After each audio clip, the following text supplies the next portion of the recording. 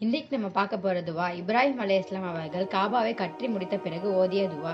ரப்பனா தக்கப்பல் மின்னா இன்னக அன்தஸ் ஸமீஉல் அலீம் வதூப் அலைனா இன்னக அன்தத் தவ்வாபுர் ரஹீம். துவாவின் பொருள்: எங்களுடைய இறைவனே, உனக்காக நாங்கள் செய்த அமல்களை எங்களிடமிருந்து ஏற்றுக்கொள். நிச்சயமாக நீ எங்களுடைய இந்த பிரார்த்தனையை செவியேற்பவனாகவும் அறிந்தவனாகவும் இருக்கின்றாய்.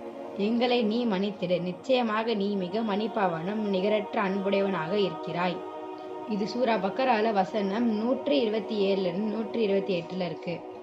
நபி இப்ராஹிம் அலைஹிஸ்ஸலாம் மற்றும் அவரது மகன் இஸ்மாயில் அலைஹிஸ்ஸலாம் அவர்கள் காபாவை கட்டி முடித்த பிறகு வேண்டிய துவா. ஒரு செயலை செய்து முடித்த பிறகு அந்த செயலில் மற்றும் திருப்தி அடைவதை காட்டிலும் பணிவாக இருக்க வேண்டும் என்றும் அதை ஏற்றுக்கொள்ளும்படி இறைவனிடம் கேட்க வேண்டும் என்றும் இந்த துவா போதிக்கிறது. ஒரு நல்ல செயலை செய்த பின் அல்லாஹ்வுக்கு நன்றி செலுத்தவும் அவனது அருளை பெறவும் இந்த துவா நமக்கு உதவுகிறது.